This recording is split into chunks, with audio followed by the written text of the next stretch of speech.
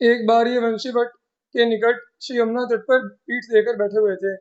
उस समय श्री यमुना जी में बाढ़ आई हुई थी। वह ऊपर चढ़ रही थी। उनका तीव्र वेग बड़े वेग से करारों को काट काट कर गिरा रहा था। उस समय इन्हें श्री वंशीवट के समीप रूप सिंधु श्री ठाकुर जी के दर्शन हुए।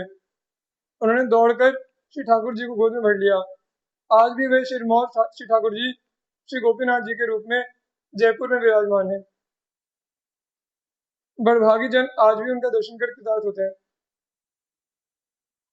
श्री प्रियदास जी ने श्री मधु गोस्वामी जी के वृंदावन प्रेम का इस प्रकार वर्णन किया है।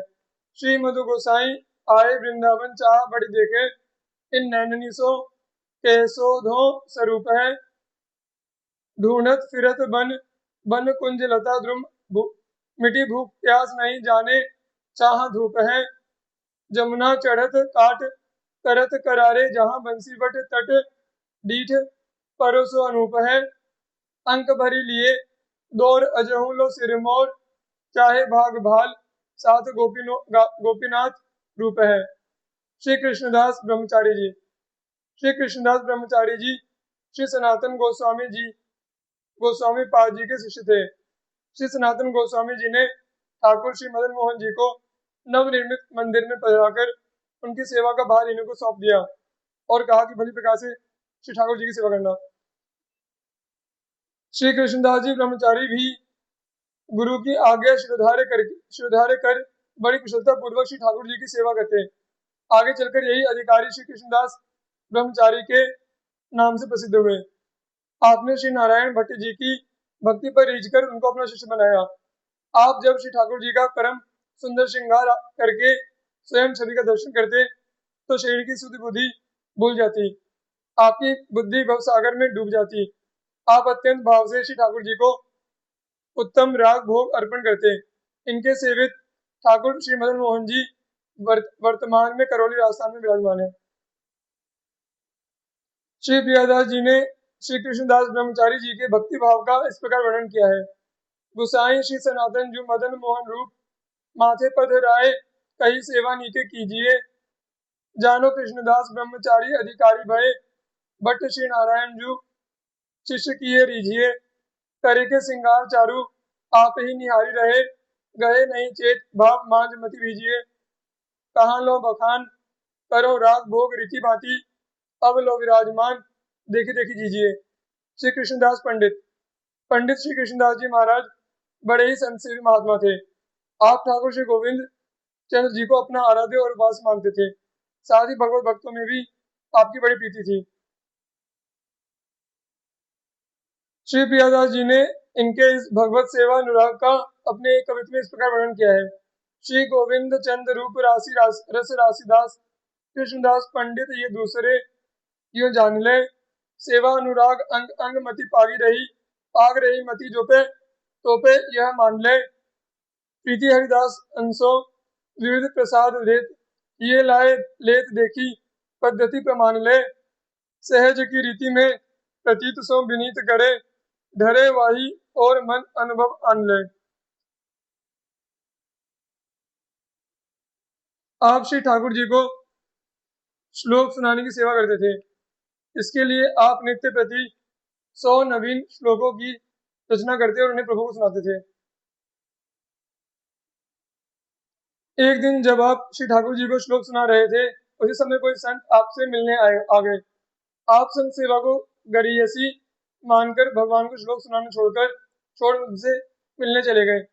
वार्तालाप के क्रम में देर होने लगी। इधर भगवान का भी धैर्य जवाब दे गया।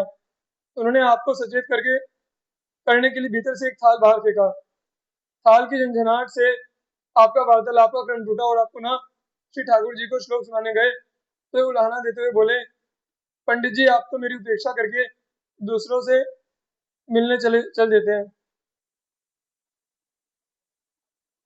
आपने कहा, प्रभु आपकी उपेक्षा तो की जा सकती है, क्या कि संत की उपेक्षा आपको सह्य होगी? ठाकुर जी इनकी संतनिष्ठा देखकर बहुत प्रसन्न हुए, बोले, अच्छा पंडित जी अब श्लोक सुनाओ। आप भी प्रभु की श्रवणोत्कंठा विचार कर गदगद हो गए और प्रतिदिन 100 श्लोक सुनाने का नियम दृढ़ कर लिया। श्री भूगर्भ गोसाई जी। श्री भूगर्भ गोसाई जी श्री चैतन्य महाप्रभु जी के कृपा पात्र शिष्य श्री गदाधर पंडित जी के शिष्य थे। आप लोग श्री लोकनाथ गोस्वामी जी के साथ वृंदावन आए थे और फिर वृंदावन में ही रह गए। वृंदावन से बाहर कहीं नहीं गए। ये संसार से परम विरक्त एवं भगवान की रूप माधुरी में अत्यंत अनुरक्त थे। रसिक भक्त जनों के साथ नहीं गए। ये संसार रसिक भक्त जनों के साथ मिलकर आप उसी रूप माधुरी का आस्वादन करते रहते।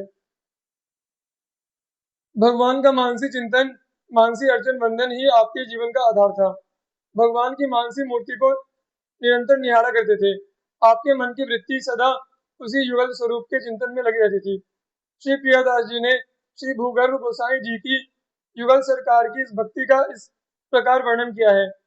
गोसाई भूगर्भ वृंदावन दृढ़ बास कियो, लियो सुख बैठी कुंज गोविंद अनूप है, बड़े ही विरक्त अनुरक्त रूप माधुरी में ताही को सवाद लेत मिले भक्त भूप है, मानसी विचार ही आहार सो निहारी रहे, गहे मन वृत्ति वे ही युगल स्वरूप है, बुद्धि के प्रमाण उन्मानी में बखान करो, भरे बहु रंग जाही जाने रस रूप है।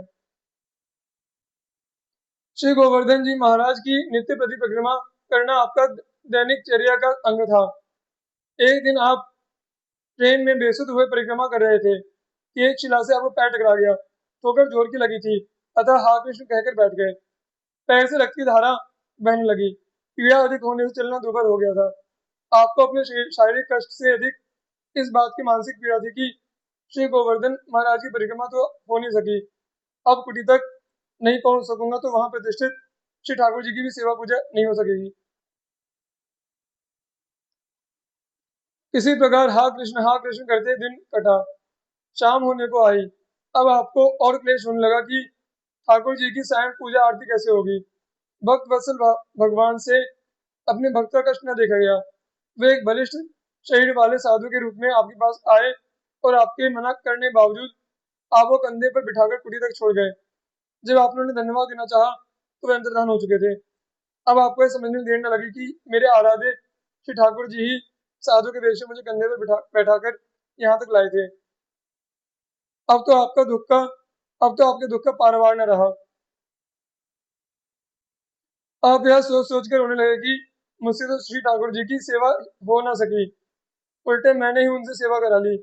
उनकी इस व्याकुलता को देखकर श्री ठाकुर जी ने अपने उनसे स्वप्न में कहा, गुसाई जी, भक्तों का दुख मुझसे देखा नहीं जाता।